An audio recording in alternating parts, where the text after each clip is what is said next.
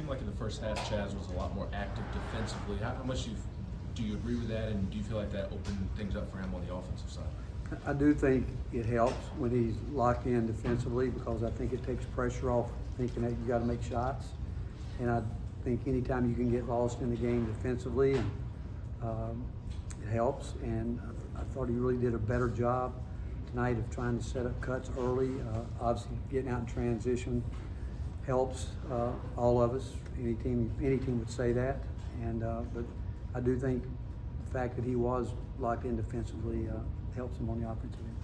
Mike, Ryan, Grant. What were the biggest emphases for film the other day, and what were the biggest improvements that you saw from your team from Vanderbilt today defensively? Details, paying attention to the scout report. Too many miscommunications last game, and just details really. And then offensively, details again. We didn't run like we need to. A lot of things we did, but again, I don't want to take away from any team that beats us. They beat us. And tonight coming in, just so much respect for Coach Jansen, and I've always had admiration for the way he goes about things, and his teams are so hard to beat because they're not going to beat themselves. I'm sure they'll look at it and see they had some shots that they expect to make, just like anybody. When you're shooting it well, it's like we did in the first half. It obviously takes care of a lot of things, but I thought that Felix was really good tonight. I thought he's put together a good stretch here where he's doing a lot of what we need him to do, and I thought our screening was better, movement was better. I thought Zakai had a really good floor game overall. I thought Jamal was terrific. I mean, he's worked hard. I think he's focused hard more with his shot, trying to get it consistently, and I thought when he drove the ball, he was under control, all that. Jordan, obviously, when we started the second half, turnovers led them back in the game, and too many of them were unforced mentally, where we did things that we talked about not doing. And but when we did that, Jordan's buckets were big, and I thought their movement underneath the basket to get some separation was big, all of it. So it's but physically, we knew we had to try to match them as much. They've just manhandled us the last two times we've played them. Again, I love their style of basketball, the way they play, and spent a lot of time myself like that. And but just proud of the overall team effort. That was really a terrific team effort, and we needed it because otherwise we couldn't have gotten a win tonight. With Felix, when he brings the physicality that he's brought these last handful of games, how does that change at all specifically on defense? Well, I think guys have been here. We still talk about there's still guys that are still learning the whole system overall. But what he's done, he's again, just what you said, he's brought physicality. We've lacked some of that. That's obviously something we really felt with he and JP at the beginning of the year with those guys, that we would be as physical as we've been in a long time. But with JP going down, we obviously lost part of that. But still impressed with what Cade can do. I mean, Cade's stronger than you think. Igor's stronger than you might think. D. Stone, those guys can do it a different way. But we need even Jamal when he goes there. He can guard. But what Felix is bringing us, rim protection. He's setting really. I mean, I think he's getting better at screens and all that. Just everything in particular. And I spent a lot of time with him the last 3 days working on a three-point shot, and he made one. You believe that, right?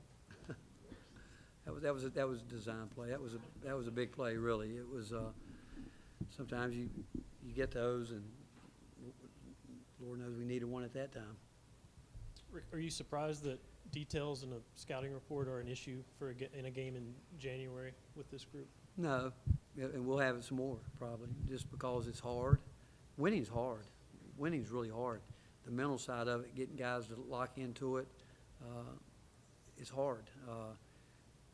I'm sure, you see some things at the highest level where breakdowns that you wouldn't think would happen maybe in the NFL that still happen, and it's hard because what you're trying to do sometimes the other team is maybe pop something on you, and if you're not ready for it, and you can only give them so much, but then there's times where when a team, the flow of the, the way the flow changed. I mean, think about, we scored, didn't get back, let them, just where you try to build momentum. Those are the plays that can happen, and you wonder why they do happen, because that has nothing to do with scouting report. It has to do with playing basketball. You don't celebrate a shot and let somebody run by you.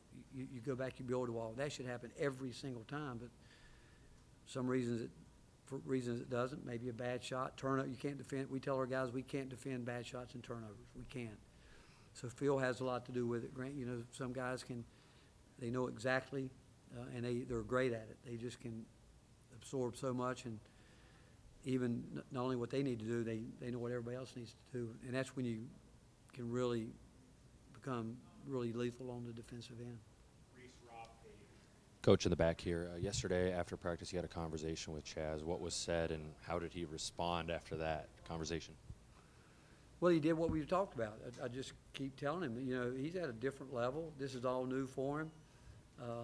Never been guarded physically, probably, never been bumped like he has been. It's just a whole different level, and he can't get open if he's not going to make 2, 3, something to get guys off of him. I mean, if you're being down, how you going to set them up? What's going to be your counter to it?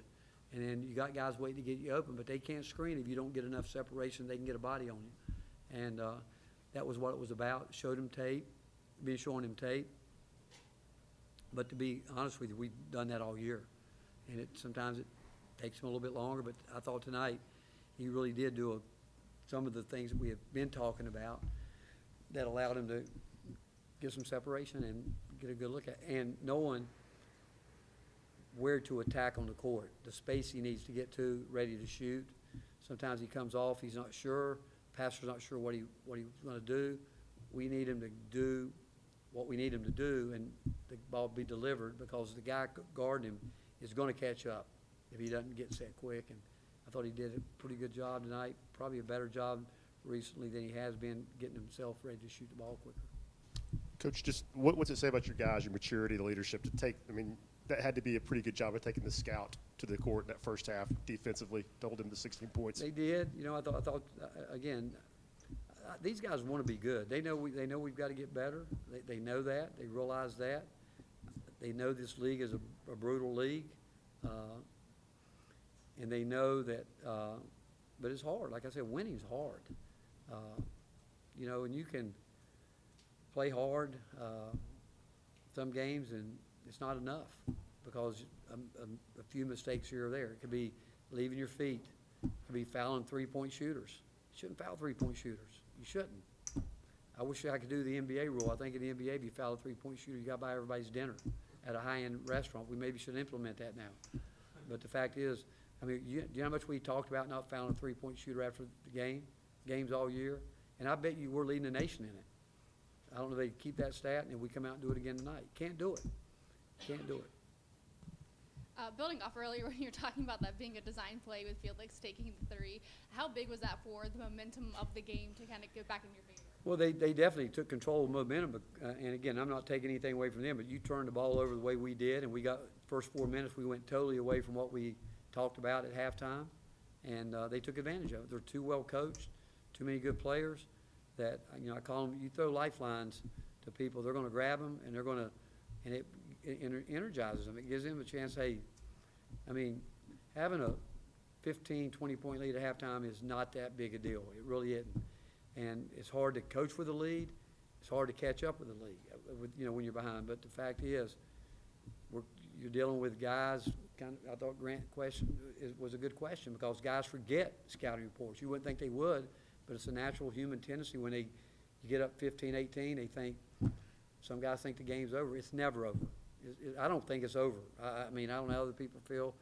It's funny. I sit at home and watch games sometimes, and I'm like, this game's over, And most of the time it could be, but I've been on games before where I've seen teams come back down 30 and win games. So I don't ever think they're over. And from our end, but It was a big play. Like I said, it was a lucky play, obviously, because he hadn't taken one all year. If he were smart, he wouldn't take another one. He'll leave here as the all-time leading three-point shooting percentage-wise. He would be the Tennessee's version of Danny White at Notre Dame. You know, Danny's the all-time leading field goal percentage shooter, so they can have that in common, you know.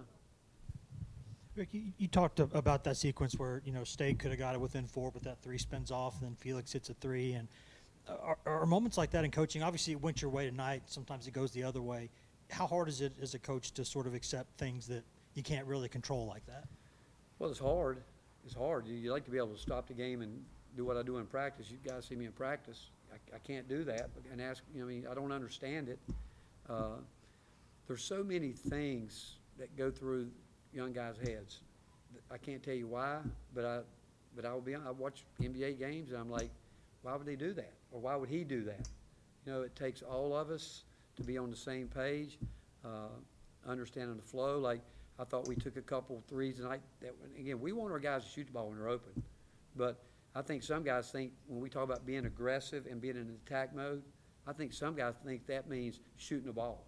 And that could be the furthest thing from it. It could be being aggressive, setting the screen, driving the ball, just taking shots to take shots, not being aggressive. That's not, you know, that's not what it's about. But too many players think that, okay, if he wants me to be aggressive, that means he wants me to shoot it. And that's not what I mean at all. Anything else? All right, thank you, guys.